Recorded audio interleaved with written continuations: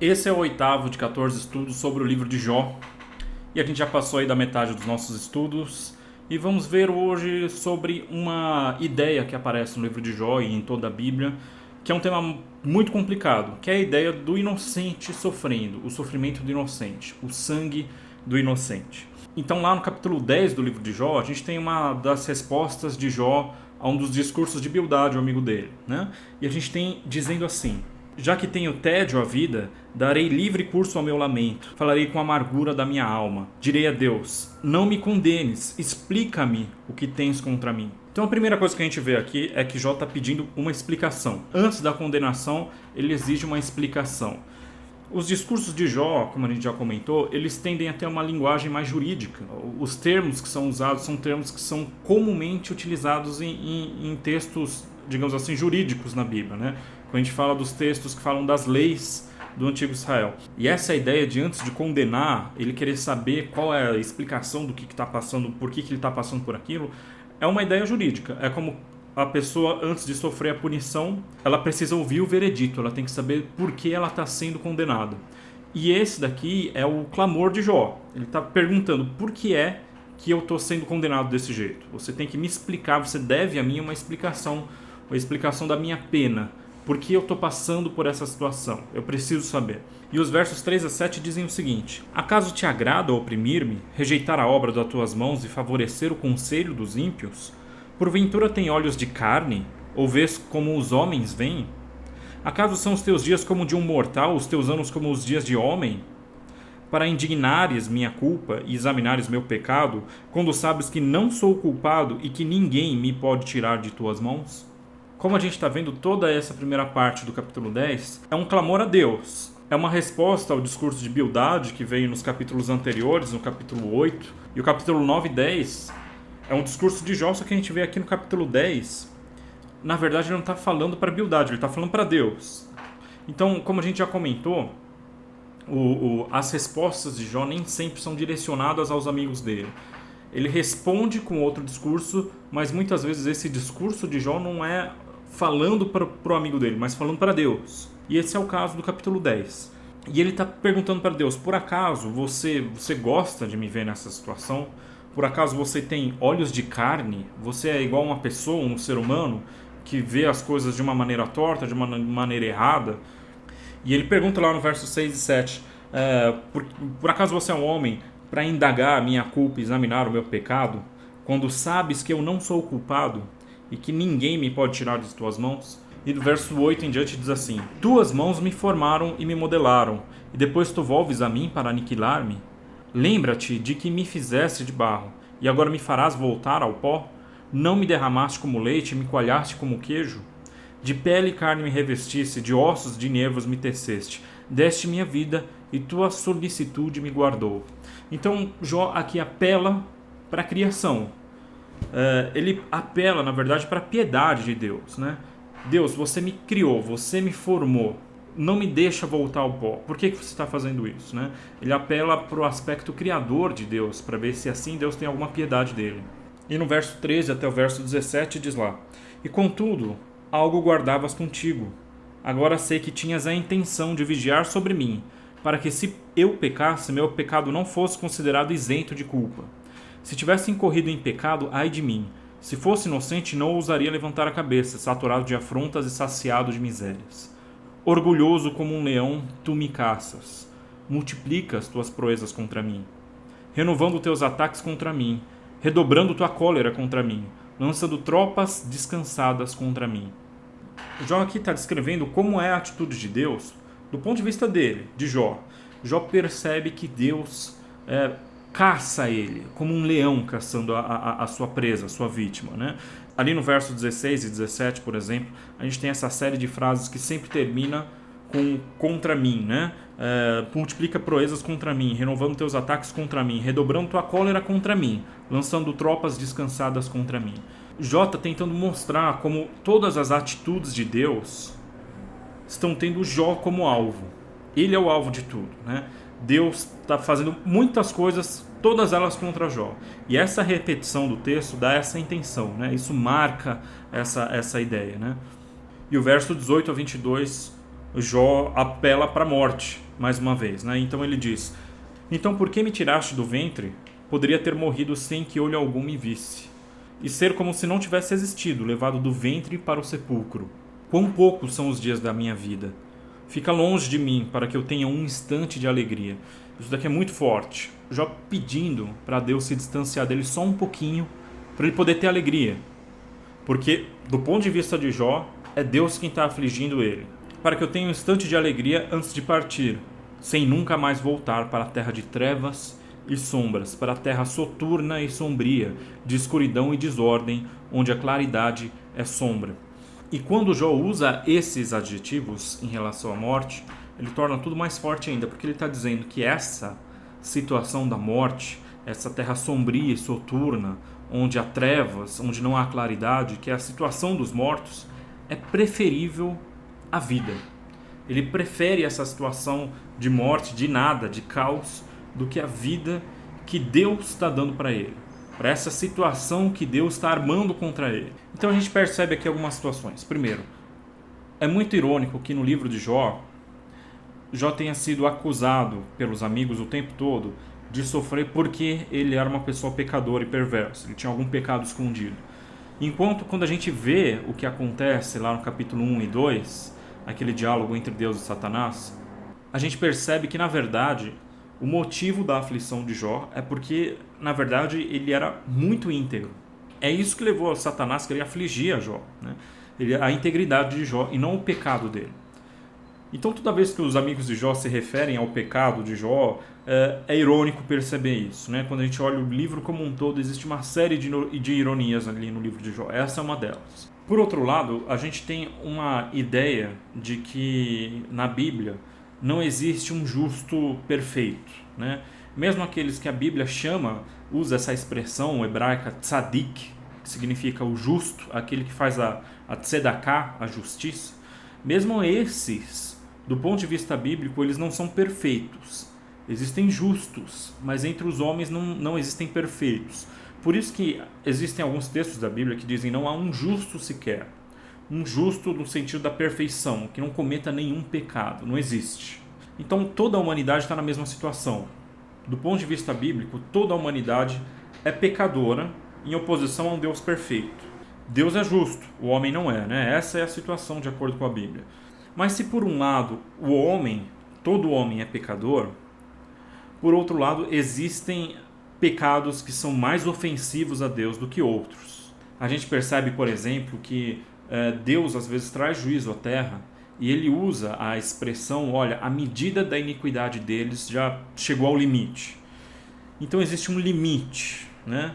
Jó, sendo um homem justo, como descreve lá o capítulo 1, verso 1, ele não estava nesse limite. Por isso que Jó tem essa sensação de que ele está sendo injustiçado. Apesar dele não ser perfeito, ele não cometeu nada tão ofensivo a Deus assim. Enquanto ele sofria desse jeito, haviam outras pessoas que eram assassinos, que eram perversos, que maltratavam os outros e que estavam livres, estavam bem, estavam com saúde, estavam com a família, estavam com os bens deles. Então, esse é o ponto, né? Como é que um inocente sofre desse jeito, enquanto outras pessoas que não são inocentes, elas estão bem, né? Então, mais do que a ideia de que todos são pecadores, então todos merecem sofrer, alguns são piores do que os outros. Isso é claramente observável. Como esses piores, às vezes, são mais prósperos do que os melhores, do que os que pelo menos tentam ser pessoas boas, né? Essa é a situação, esse é o problema do livro de Jó. E lá no capítulo 15 a gente vê, num discurso de Elifaz, a resposta a alguns dos argumentos de Jó, do ponto de vista dos amigos de Jó, né? A gente viu que os amigos de Jó, às vezes eles usam até argumentos bíblicos, mas eles defendem a causa errada. Eles não sabem o que está acontecendo e defendem uma causa que não é justa, que não é verdadeira. Então a gente vê lá no capítulo 15, a partir do verso 7, ele faz dizendo assim: foste porventura o primeiro homem a nascer e vieste ao mundo antes das colinas? Acaso foste admitido ao conselho de Deus e te apropriaste da sabedoria? Ele está repreendendo a Jó, dizendo que ele não é o dono da sabedoria, ele não é o dono da verdade. E aqui tem outra ironia do livro de Jó. Elifaz usa um argumento que o próprio Deus vai usar em relação a Jó. Deus fala a mesma coisa. Só que o que é interessante é que o mesmo argumento na boca de Deus, ele se torna um argumento justo, enquanto esse argumento na boca de Elifaz, ele se torna um argumento falso. Por quê? Porque Elifaz também não é o primeiro homem a nascer. Ele não viu o mundo antes das colinas, ele não conhece a criação desde o começo. Ele também está na mesma situação de Jó. Ele também não sabe o que está acontecendo. E o verso 9 ele diz: que sabes que nós não saibamos? Que entendes que não entendamos? Ele está perguntando por que você acha que você sabe mais do que a gente, né? Por que você acha que você compreende as coisas melhor do que a gente? Presta atenção no nosso discurso, que a gente tem algo a ensinar para você, né? Como a gente já viu, isso daqui é um argumento comum nos discursos dos amigos de Jó. E o verso 10 e o verso 11 diz: há também entre nós anciãos de venerados clãs, muito mais velhos que teu pai. Fazes pouco caso dessas consolações divinas e das palavras suaves que te são dirigidas?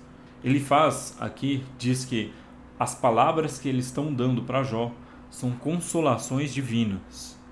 Ele diz o que ele está dizendo são palavras divinas, são consolações divinas, vindas de Deus. E o verso 12 e 13, ele faz, de novo, ele repreende a Jó e diz o seguinte: como te arrebata a paixão e lampejas os olhos quando voltas contra Deus a tua cólera, proferindo teus discursos. Ou seja, ele está dizendo, você está cego, Jó, você não está enxergando, você não está vendo as coisas. Quando você dirige essa sua cólera contra Deus, você está sendo cego. E aí vem o ponto do verso 14 até o verso 16. Como pode o homem ser puro ou inocente o nascido de mulher? Até em seus santos Deus não confia, e os céus não são puros aos teus olhos. Quanto menos o homem detestável e corrompido, que bebe como água a iniquidade. Quer dizer, diante de Deus, quem é que pode exigir alguma coisa de Deus, né? Ninguém pode exigir nada de Deus, porque todo homem é corrompido. Nenhum homem é inocente, né? Ninguém é puro o suficiente para cobrar alguma coisa de Deus. Mas fica essa questão. Se por um lado realmente toda a humanidade de certa forma é pecadora diante de Deus, isso justifica todo o sofrimento que existe na humanidade? Quando a gente pensa em casos extremos, existem perguntas que não podem ser respondidas, que o livro de Jó não responde, e não existem outras passagens bíblicas que respondem. Por que, por exemplo, crianças na África são levadas como escravas sexuais? Por que é que acontecem desastres naturais que matam milhares de pessoas, mulheres, crianças, velhos, de forma indiscriminada, sem ter ali uma distinção entre quem é aquele pior e aquele melhor? Todo mundo morre junto. Por que acontecem coisas como, por exemplo, o Holocausto, quando um povo que segue a Deus, o povo judeu, foi morto simplesmente por ser judeu? Quantas preces não devem ter sido feitas dentro das câmaras de gás? Preces que não foram respondidas por Deus, né? As pessoas morreram ali. Quantas orações não devem ter sido feitas no meio de um tsunami, no meio de uma tempestade, no meio de um incêndio, e que acabou consumindo todo mundo? Essas orações não foram ouvidas. Porque Deus permite que aconteçam calamidades tão grandes e absolutamente sem motivo? A gente não consegue perceber um motivo para aquilo. E aí vem algumas questões, né? Existem perguntas que simplesmente não têm respostas. A crença em Deus não é uma crença baseada nas respostas. E isso vai estar muito forte no último discurso, o discurso de Deus no livro, que a gente vai ver alguns estudos para frente. Você acreditando ou não em Deus, você vai ter perguntas sem respostas. Não é uma questão de ter respostas, né? A gente vive num mundo que é de fato caótico. É um mundo que não é justo. Existe um hiato imenso, existe uma separação imensa entre o que o mundo deveria ser e o que o mundo é. E isso intriga o homem. E isso deixa o homem desesperado. Isso faz o homem clamar a Deus. Por que Deus não interfere? Por que Deus não para de oprimir? Né? Do ponto de vista de Jó, é Deus quem está oprimindo ele. E a questão do sofrimento do inocente é uma questão que ela só é respondida na Bíblia na perspectiva do tempo. Existe um outro livro da Bíblia que fala do sofrimento, mais ou menos da mesma forma como o livro de Jó, mas tem uma direção muito diferente, que é o livro de Abacuque. E o livro de Abacuque começa com um clamor do profeta Abacuque para Deus, que é bem parecido com o clamor de Jó. essas perguntas que Jó faz para Deus, né? Então Abacuque capítulo 1, verso 2 diz assim: Até quando, Senhor, pedirei socorro e não ouvirás? Gritarei a ti violência e não salvarás? Por que me fazes ver a iniquidade e contemplas a opressão? Rapina e violência estão diante de mim, a disputa, levantam-se contendas. Por isso a lei se enfraquece, o direito jamais aparece. O ímpio cerca o justo, por isso o direito aparece distorcido. E os versos 13 a 16 desse capítulo 1 de Abacuque ainda tem uma outra expressão que ainda traz mais à tona ainda essa ideia de todo mundo sofrendo de forma indiscriminada, né? Diz assim: teus olhos são puros demais para ver o mal. Tu não podes contemplar a opressão. Por que contemplas os traidores? Silencias quando o ímpio devora alguém que é mais justo do que ele? Tu tratas o homem como peixes do mar, como répteis que não têm chefe. Ele os tira todos como um anzol, puxa-os em sua rede e os recolhe em sua nassa. Por isso ele ri e se alegra. Por isso ele oferece sacrifícios à sua rede e incenso à sua nassa. Pois por causa delas a sua porção foi abundante e o seu alimento copioso. O que Abacuque está dizendo aqui é que Deus às vezes permite que o homem seja tratado como os peixes. Vem a rede e leva todos eles sem motivo e sem porquê e morre todo mundo. É isso que ele pergunta lá no verso 17. Esvaziará ele sem cessar a sua rede, massacrando os povos sem piedade? Ele está falando aqui do homem perverso. Por que Deus permite que o homem perverso mate todo mundo e ele não faz nada? Abacuque também exige de Deus uma resposta. Ele diz aqui no capítulo 2, no verso 1 em diante: Ficarei de pé em meu posto de guarda, me colocarei sobre a minha muralha e espreitarei para ver o que ele me dirá e o que responderá à minha queixa. A resposta de Deus a Abacuque é uma resposta diferente da de Jó, porque Deus aqui responde alguma coisa, né? A gente vai ver no livro de Jó a resposta de Deus na verdade não é uma resposta, né? No livro de Abacuque é uma resposta. Deus dá algo para Abacuque se firmar. E a resposta de Deus está ali no capítulo 2, verso 4. Eis inflado de orgulho aquele cuja alma não é reta, mas o justo viverá pela fé. A fé é uma resposta ao sofrimento, porque a fé faz o homem ver coisas que ele não consegue ver. É isso que diz lá o livro de Hebreus, que a fé é a certeza de coisas que não se podem ver. A ideia no livro de Abacuque é que o castigo do perverso ele vai vir, mas vai vir depois. As coisas vão acontecer depois. Deus vai agir, mas vai agir no futuro. Toda a esperança do sofrimento do inocente está no futuro. O inocente, que é justo, que teme a Deus, ele se conforta com a esperança e com a fé. Ele se conforta com algo que ele não consegue ver. Ele não vê nesse mundo a justiça, mas ele acredita que um dia a justiça vai vir. A justiça está no futuro. É a perspectiva do futuro que torna as coisas com sentido, que dá algum sentido às coisas. É a perspectiva de que no futuro Deus vai interferir na história e cada um vai receber de acordo com aquilo que faz, né? Como a gente já comentou no último estudo, essa justiça retributiva divina, na verdade, ela acontece de forma espalhada na história, mas não de forma absoluta. Mas existe um ponto na história, um ponto no futuro, em que Deus vai trazer a justiça de uma vez por todas. E essa é a resposta para o sofrimento, do ponto de vista daquele que tem fé. A resposta está no futuro. No presente, não há resposta. No presente não faz sentido. No presente não existe justiça.